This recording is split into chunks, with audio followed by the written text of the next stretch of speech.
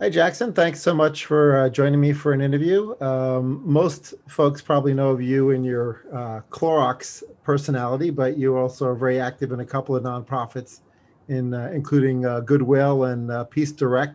So, we can talk about your lens on marketing via any one of those hats that you wear, as well as some of the advisory work you do for companies. Awesome. So my first question is really about branding and how branding is changing as a result of the current pandemic and consumer behavior change. So how should brands think about their branding exercises now differently than perhaps they did a year ago? Yeah, I mean, in some ways, first off, good to be here. Thank you, Kevin. I would say some ways nothing's changed, right? At the end of the day, whether pre-COVID, during COVID, after COVID, 5 years ago, 20 years ago, brand still matters, right? Like you can't just launch something and not have a clear differentiating factor. You can't have a clear value prop and expect to succeed and scale, right? You might be able to get to a couple $1 million in sales and so forth, but you need a brand. And a brand is not just a logo, as we both know. It's not just aesthetics. A brand is why you exist. I'm a big fan of Simon Sinek, and if anyone hasn't seen it, it's just an amazing. There's like a 12-minute version and a 5-minute version on YouTube about why brands exist, and he talks about Apple as one of the best ones to understand that, and most companies do not. And the why, the how, and the what. Most know how and what, hopefully, but the why, many people don't really understand why a company exists, even if they're a very senior level. So to me, brand is that. It's why do you exist? What purpose do you serve in your consumer's life, where that consumer is, right? B2B or B2C. And then articulating that through marketing, through your product experience, of course, product first and foremost. So, that question is always interesting to me because I feel like some people, I'm sure you would probably agree, get lost on brand and a logo, or get lost on brand as in like TV advertising. And brand is really why do you exist? What role do you serve in consumers' life? What makes you unique? What's the value you're providing? And then everything else is a tactic that manifests outside of brand. So I think COVID, yes, changes the distribution mechanism, right? So D2C e-commerce has become much more relevant. I also think this year, especially, we're seeing brands have to, for the first time ever, take almost not political sides, but take a step into what values they stand for. It doesn't mean you're picking red or blue, but you might say, hey, we really care about equity and inclusion, and we're going to do it by promoting and recruiting more diverse candidates and employees, right? And internally in our workforce. We're going to put more people of color, more minorities, have more same-sex families and relationships, and we're highlighted in our creative marketing, right? So those are the values I think some brands are really stepping into, and there's values across the board, right? Those are just a couple of examples, but I think brand now coming out of this year, not COVID related, but around all the other social issues we've had, is going to matter more. And then thirdly, I'd say beyond all the things I just mentioned, brand is also your employees. Right? People often forget like your employees are your best brand ambassadors, and people read social media and they read Glassdoor, and they know when employees aren't treated well, they're treated with disrespect, whether you're a driver or a delivery person or you're an executive, that stuff matters. So to me, what we've seen coming out of everything happening in this crazy year is brand still matters, but brand is now taking on other pieces of the pie. And yeah, you still have to deliver profitable growth and returns to your investors and EPS, but all these other things are what makes a brand. And then the logo and all that stuff is just, that's a manifestation of it. Right, right. Well, and it sounds like what you're describing is brands going way beyond just CSR, right? And Yes. really embracing purpose as it relates to sort of where they fit into a broader ecosystem, which, if it's in a CSR bucket and it's way out in corporate communications owns it, that's a little bit different than what you're describing. 100%, and it's not just a check. A check, that's the point of entry, of course, right? If sustainability and environment and climate change is important to a brand, yeah, you write those checks. Of course, you take board seats and you do what that's like, breathing the oxygen, right, of the air. That's like having breakfast, right, as your first meal. Like, yeah, of course you're gonna do that, right? It's that extra stuff, Kevin, that you were saying. It's like, how do you exhibit it daily with the way you interact with your employees, the message you send out, the positions you take a stand in. 10 years ago, brands would never speak on social topics or issues, right? Whatever they are, right? Again, this it's a wide spectrum of social issues and topics, and environment's a big one. So whatever that is to you and your brand, you got to be out there, and it's not just a money thing. It's how you act, walk, and think, and even taking a revenue hit or profit hit when it makes sense, right? Because whatever product you're putting out there, whatever practices you have aren't meeting the standards that your employees, your customers, and you are setting for yourself. So yeah, absolutely, Kevin. It starts from the top, and it's about the actions. And the check is like the basic point of entry. The corp comms press release is the basic point of entry. It's living and breathing. And then where it really matters, Kevin, is making those decisions when it's painful, right? When you're going to lose customers, or when you're going to lose money, or you're going to, people are pressuring you to do something that goes against that value that matters. And I think the big thing here is, a brand can't have 20 values, right? I think you have to really narrow what are the two things, right? Because then you're going to be pulled in so many different directions, and you're not a nonprofit. So if you're a for-profit, it's like one or two things, I think, that really you stand for, and you be consistent no matter how hard it gets. Absolutely, absolutely. Well, speaking of nonprofits, you're active with at least two that I know of, and I guess why is something that nonprofits tend to think of first, right? So with regards to brands forgetting why, I think nonprofits often start with the why, and then they sort of fill in the rest later.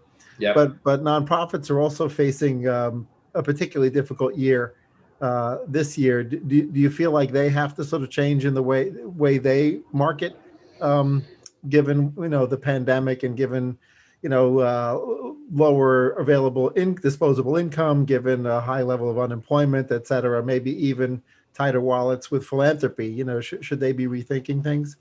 Yeah, I mean, Kevin, I feel like we could do a 2-hour podcast on this one because it's such a broad topic. I'd argue each nonprofit is different, right? So it depends on the vertical. So I'm on the board, as you mentioned, of Goodwill, which is a retail nonprofit. Right. They do a significant amount of revenue, right? They're not small. Yeah. So they have different problems, different challenges, but they're as big as some of the big corporations out there, but they're a nonprofit. But retail stores are the prime source of revenue, and as you can imagine, with COVID, they took a direct hit, right? Like they're trying to figure out what to do next. So that's an example where Goodwill, we're thinking about what does e-commerce look like? How do we really accelerate that much faster? Which is, one of the reasons I'm on the board, right? To help them think through that. But that's a very unique model. Part of the model is also some of what nonprofits struggle with across the board generally, unless you're like the top of the top, right? Like name the top 3, unless you're one of them, most of them actually struggle with how to clearly articulate. They know why they exist, but they don't do a great job generally because they don't have resources. They don't get like necessarily the top marketers coming there, right? So like they don't have that refined approach that CPGs and big brands, technology companies have, is articulating that why and making you care about it. So Goodwill's a great example. Most people think of it as secondhand stores, right? And yeah, some people know they help the community, but a lot of people think of it as like, oh, I go there for my Halloween costume, or to get things that just for a cheaper price. But not only do they deliver a great experience for people in the community who otherwise couldn't afford to put clothes on their kids' backs and like get furniture in their house through typical retailers, they also employ a lot of folks who are kind of coming out of incarceration or otherwise couldn't get employed elsewhere. And that's a story that they don't tell very often. So that is not just a Goodwill problem. That's most nonprofits, as I was mentioning. So I think what nonprofits are struggling with, one, is making it clear to people why they should donate money. Yes, wallets and checkbooks and purses are tightening up a little bit.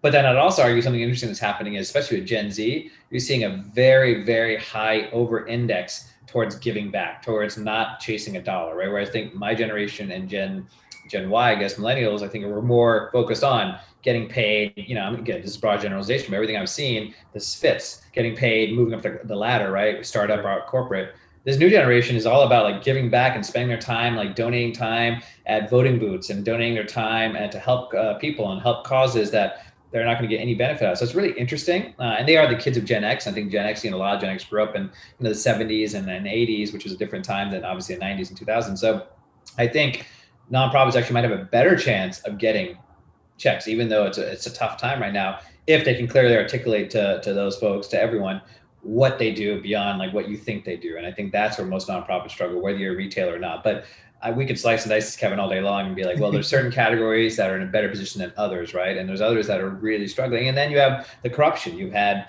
unfortunately, some challenges of some of the larger nonprofits. Now people are like, do I trust, I'm not going to say any names, but do I trust this nonprofit because they've had some issues, right? Or they've paid their executives way too much money. So, I think there's a lot going on there, but I actually think it's an opportunity for nonprofits. Yeah, I mean, I just started one a year ago, which is Giving Forward. Cause marketing has always been my passion. I prefer cause marketing to philanthropy, and so I wasn't originally going to do it as a nonprofit. I was going to do it as the second coming of We Care, which became the inspiration for Amazon Smile. But I'm about to launch. I'm a few weeks away, so I'll fill you in on that. Please do. I'd love to help if I can. It's an area where it's a fun way to deliver social impact. And speaking of social impact, that I think some brands sort of struggle with when they're going to take a stand on social impact, sort of how they choose, right? Should they choose based on where they think their customers would want them to be? Should they choose based on where the employees think they should be? Should it just dovetail perfectly with the brand vision or the mission of the company? So how and then should they pick more than one thing? Like how should they Yeah. decide? There's so many Yeah. really important social impact causes going on, right? And you might say, well, for Clorox, clean environment is an obvious one, right? Right. But then with like there are a bunch of others, right, that may be equally important to the consumer and equally important to the employees. And then are there other stakeholders that should be involved in that discussion? Is there sort of a framework that you think corporations and brand owners should go through when they think, how do we take the power that we have as a brand and how do we translate that into social impact? What's the thinking process they should go through? So the great question. Never been asked that. And as you were asking, I was thinking, God, what is it? And I think it's a combination of all, actually. I think it is a scorecard of some sort. So I'd say first, the example of Clorox is a great one. So I think whether you're a startup 6 months out or you've been around for 100 plus years, what is your DNA? Where were you originally? Where did you come from? What does your brand stand for? And can you identify value or values that stay consistent with that? I think that's the first one. It's like, is there something that's consistent with it? Now, inclusion and equality is a little bit tougher one because very few brands are going to have that naturally as part of their DNA. So Right. let's put that aside for a second. But sustainability environment is a great example of that one, right? So a lot of companies, it just naturally makes sense for a company like Clorox to be thinking about this. And we are, that's a top priority. So I think that's the first line, right? The second, I think you can have multiple values. I think you just have to be careful. Again, it can't be 5 plus. Right? I think it can be 2, maybe 3.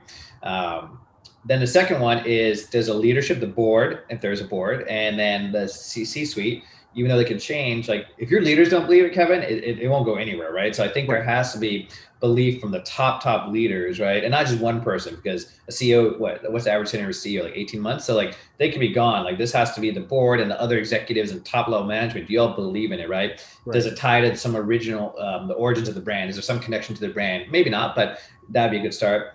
And then it is, do our employees care? Are we hearing from them? Because sometimes you can change. Like you're seeing some brands really do a lot in I&D right now. Like Netflix, I think, has really done far more. They were already kind of doing a lot. They didn't really talk about it, and the way they hire and the way they promote. You can tell like it's important to them. But now they've stepped up, right? Putting money with Black-owned banks and like really going a step further, highlighting Black filmmakers and Black actors more prominently and overtly on their feed versus anything subtle. So I think it's clear that's going to be a priority for them moving forward, the way they've hired and the way they've prioritized it. But so that can happen, right? That can happen like naturally, like, wow, this is really important to our employees and to us. And ultimately the fourth piece is, do our consumers care, right? Now, I would say you can't do it just on a consumer base because your consumers could change. I think you need all of these, right? So I think you need something that has ideally some ties to where your brand came from. But if not, that's okay. But does your leadership care about it? Does your employees care about through all the ranks? And then ultimately, is it relevant to your customer? Now, if you check the box on those first 3, right, or 2 of those first 3,